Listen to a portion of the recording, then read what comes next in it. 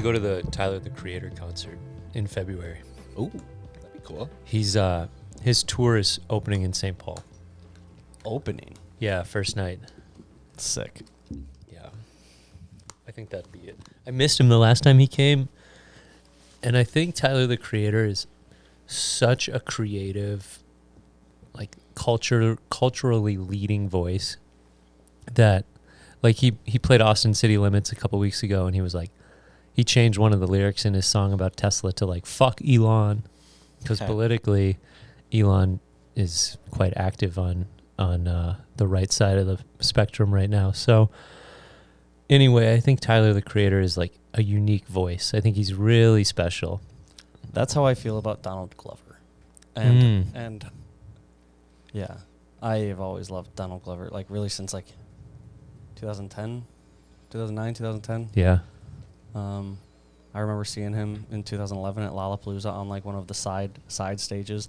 I skipped Jack White to go see Childish Gambino. Jack White, good call out. First Ave on Wednesday. Wow, okay. Tickets went on sale Tuesday. It's one of those pop-up. Or The show was Wednesday. Okay. Jack White. Gotcha. Very few people can do that. I was not there. I think it was amazing. He kept some tickets at $25 for students. I think if we lived in Detroit, we'd have a lot more understanding of like the impact that Jack White has. He has a record shop where they print vinyls in Detroit. One of the few vinyl pressing companies in It's in Detroit. Yeah. Yeah. But he has a studio as well in like Knoxville. Yes. Or somewhere in Tennessee, right? Nashville. Okay. I knew he had both. I didn't know if they were one and the same and located in the same like area, but You are so on. Nashville, Tennessee is going to be hot with THC beverages next year. Oh, yeah. 25 milligrams THC beverages. That's those bachelorette parties are about to get whoa. Yeah. Them in their boots and their little white cowboy hats. Boy. All right. If I have a bachelor party next year, it's going to be in Nashville. All right, there we go. Coming to you live, Northern Lights, live in Nashville. Hey, you're a Johnny Cash fan, right? Yeah. Yeah. I love Johnny Cash. I love that old stuff. Definitely. Cool. Well, and we're back. You know, what we were saying right before we're back is Donald Glover is pretty cool. But you know who I hate? Childish Gambino. No. Dude, I can't stand that guy. Fuck that guy. But Donald, pretty cool. Yeah, I've heard about that guy. Yeah. Fuck Donald. Hey, we're back. Guys, what a great interview. We've enjoyed sampling some products. We enjoyed stepping out and trying Puffco Pivot. What do you guys think? It felt to me a little bit like doing a dab. Very hot. I respect it. Yeah. I think for what it is, it's a perfect little tool. Like, you look like a stoner on the go. Yeah. Fun travel piece. Yeah. Travel piece. It's too hot for me, but tell you what, how's that Crafty Plus? Ooh. I'm still working out how to get it. I don't think I've ground things up fine enough. I think I'm either packing it too loosely or too tightly, or He's not crafty enough. I apparently am not. It's coming though. That is a common problem. Now let's talk about this. Like, here's my high thought. Okay. Let's jump in. Technology with respect to cannabis consumption. We had Elizabeth on the show today. She's very much someone who appreciates flower and joints and all of the aspects of flavor and taste and rippability that come into it. For sure. As we introduce more technology, and all four products require technology, whether it's a device on the table or a product that we talked about on the show today. As we get further and further away from flower, we have to have different expectations, and there's onboarding that goes into it, whether it's a more refined product that's concentrated or a more technical device that you can do it wrong. For sure. And it's hard as a ongoing cannabis user to relearn something when you're used to something that works every time. Yeah. That is like actually a really weird segue into my high note is essentially like kind of also going back to like what your mom's point of like intentionality in things is like, I don't know if I'm a smoker, like a joint smoker, because I like smoking joints or because I like to take the time.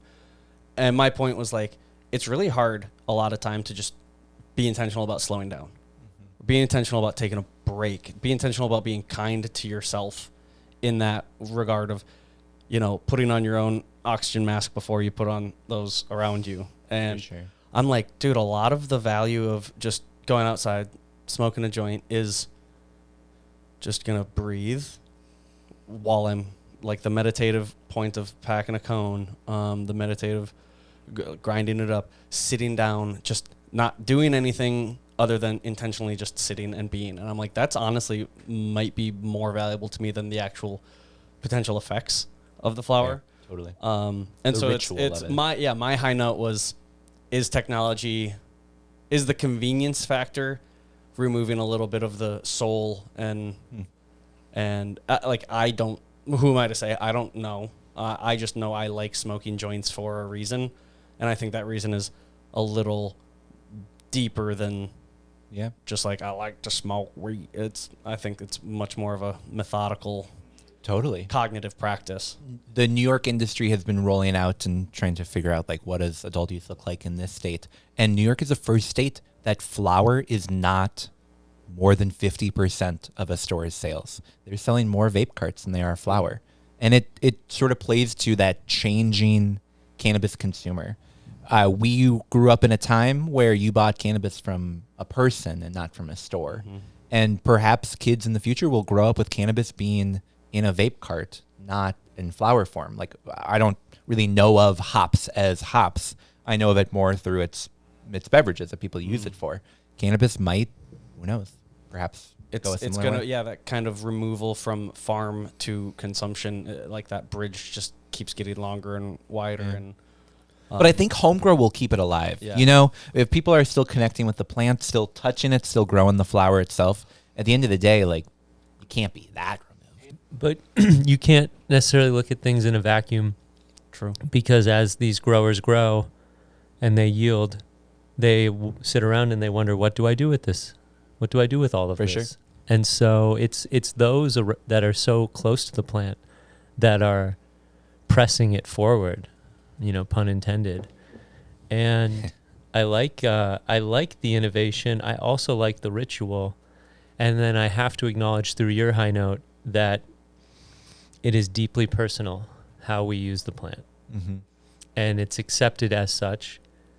And what works for you may not work for me. And that inherently is a challenge around cannabis.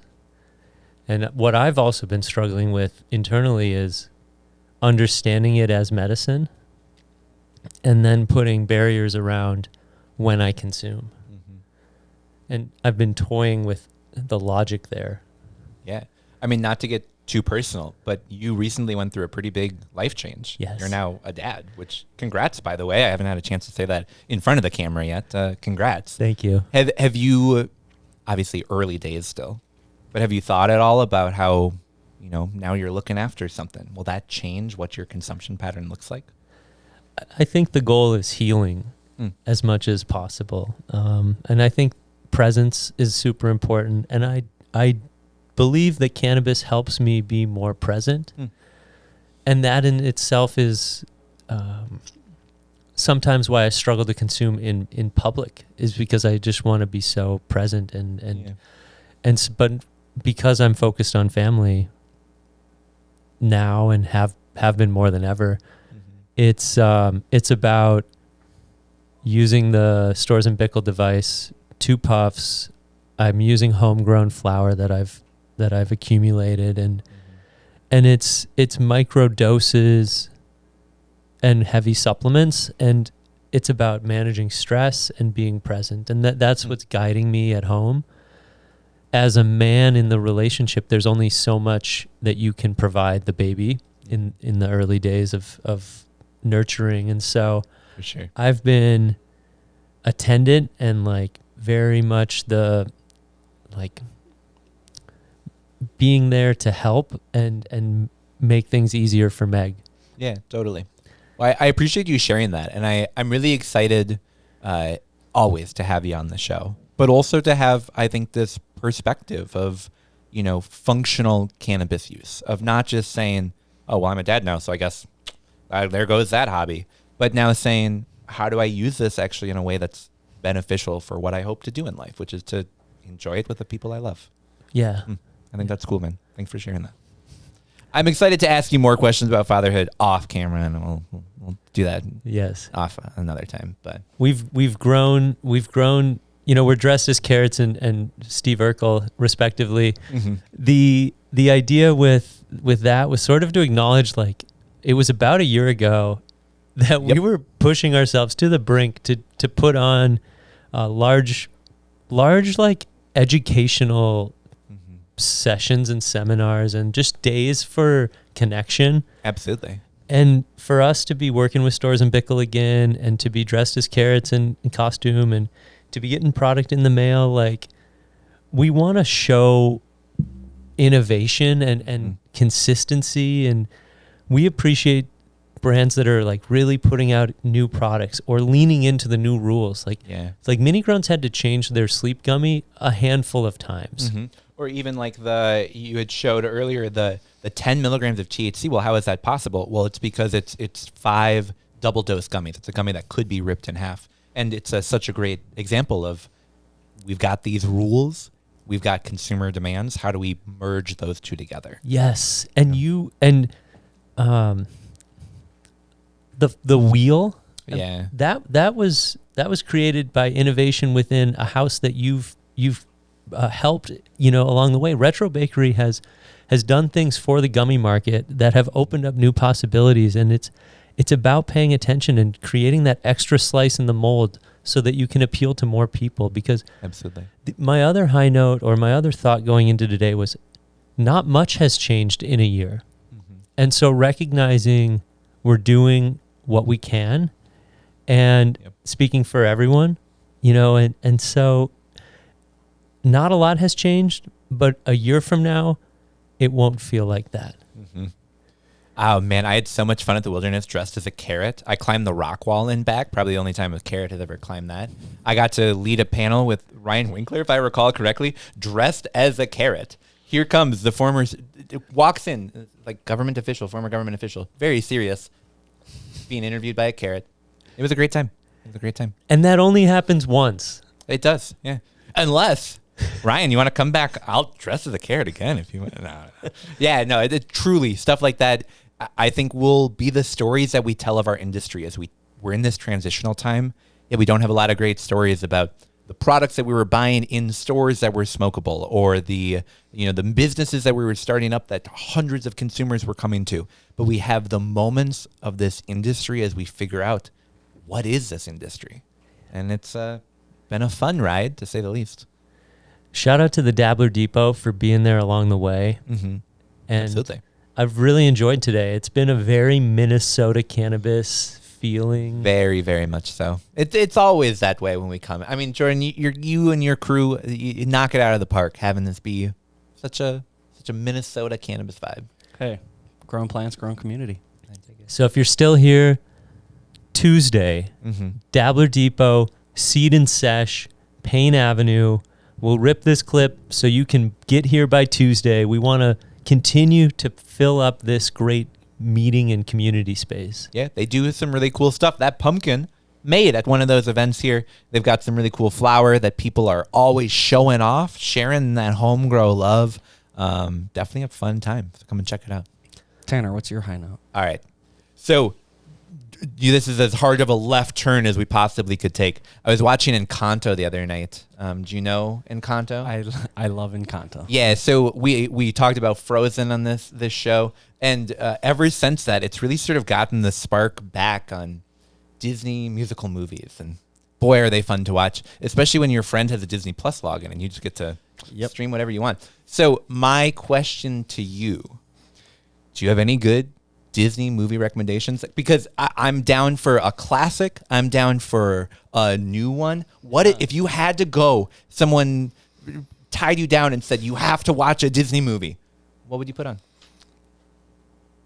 Geez, couple different directions, old or new. Old, I mean, Toy Story is always like a near and dear to my heart, but Okay. Monsters Inc. Just Yeah. I love Monsters Inc. I do consider all Pixar movies, basically since 96 to be Disney, right? Yeah, that's right. But more recently, Luca. Yeah, Have you absolutely. seen Luca? So I've seen trailers of it, but I never have actually seen. It's a the very movie. fun, very heartwarming story of change and growing up and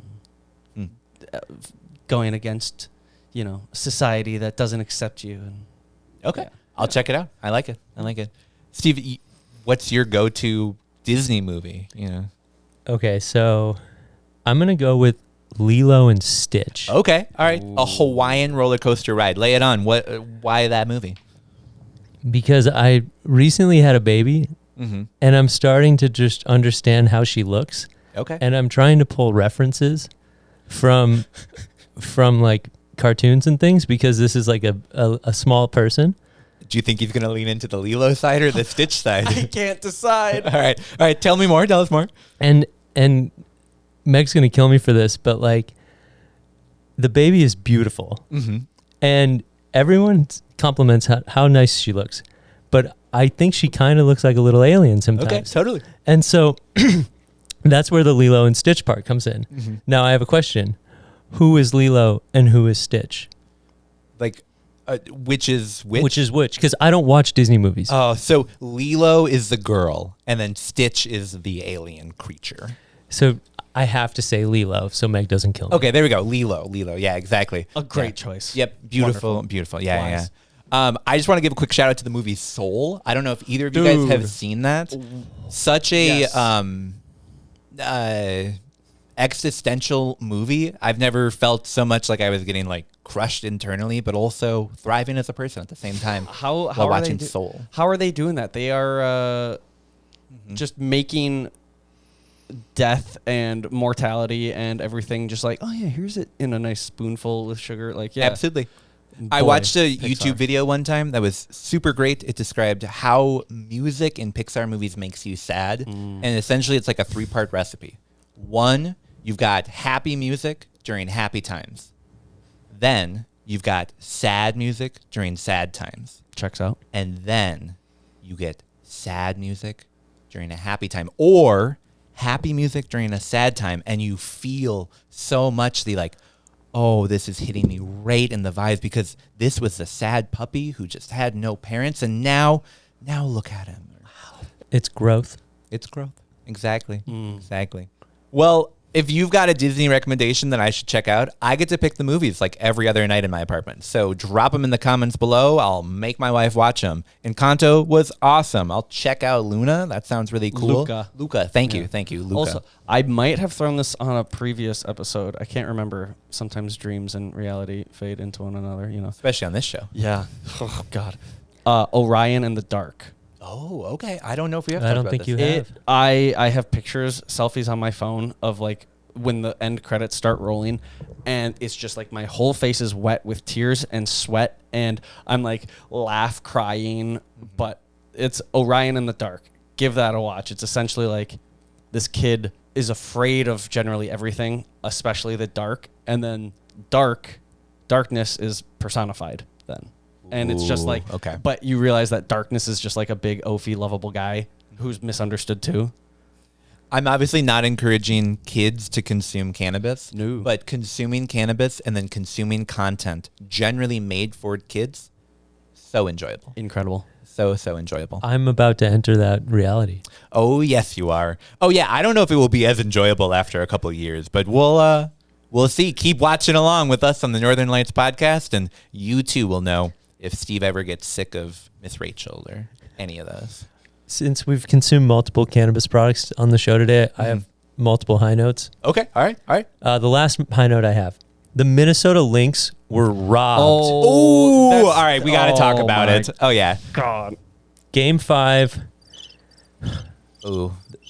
The commissioner of the WNBA was wearing a skyscraper-filled black dress and attended the game and awarded the trophy to the New York Liberty. It had the New York City skyline on her dress. Wow. Also, the calls were the no calls too. The top 2 players on the other team went like 3 for 50. Yeah, awful. It was like a less than 1% shooting. It's almost like they knew. It was awful. I don't know. It's super weird. Like you'd think they'd play better at home. They didn't play well. The Lynx somehow came back because they're really good. And the whole thing was just skewed towards the New York Liberty. Just handed to them. And it's like, I like to pretend that leagues aren't rigged. I know to some degree in some facets, every league is rigged. But like, it's just, usually they're a lot better at like making it a little more. Yeah, this one was pretty bad. This was just like, here it is. There's got to be something done about it between this year and next year. And I know that the players union is having some conversations. Yeah. Speaking of labor peace agreements. Yeah, they're working on building out better things. And like, I mean, the fact that Caitlin Clark doesn't see $1 from her jersey sales. Oh. What? Well, yeah, What? You know, the WNBA was run at a loss for a number of years. So the success that they're seeing now is great, that they're realizing some of that investment. But the league would contend that it still is not there yet where they lost $40 million this year.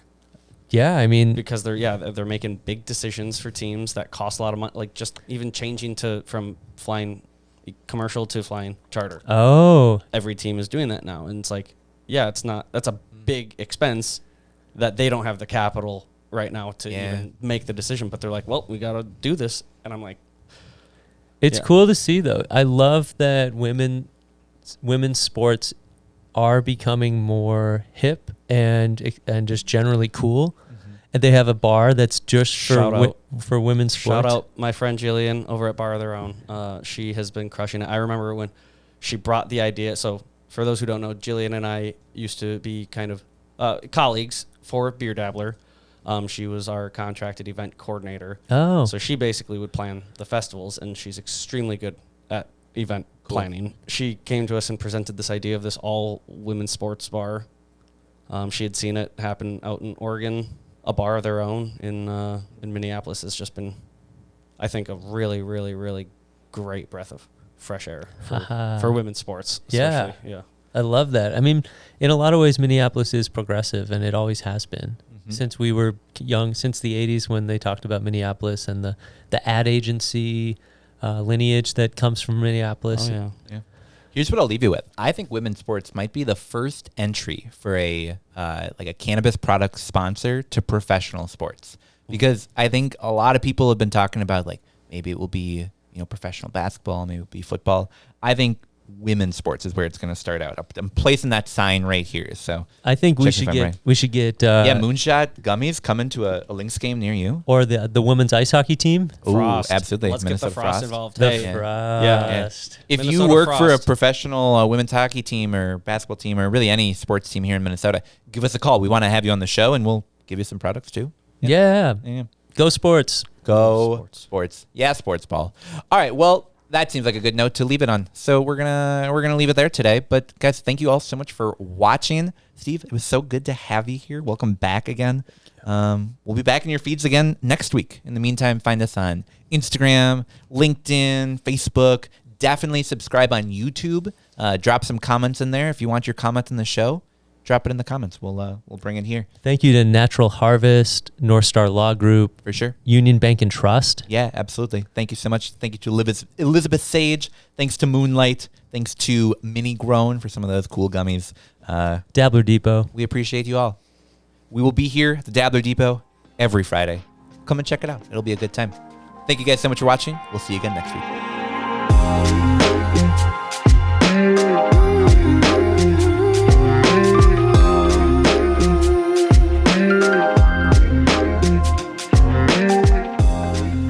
Northern Lights is a Minnesota Cannabis College production. This episode was produced by me, Tanner Barris, and by Steve Eigenman and Jordan Whip. Production assistance from Marcus Harkis, Shayna Payton, and John Bartee. Video and audio recording at the Dabbler Depot studio by Jordan Whip.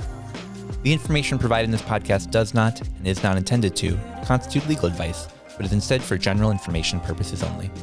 No listener should act solely on the basis of information provided without first seeking advice from their own legal counsel.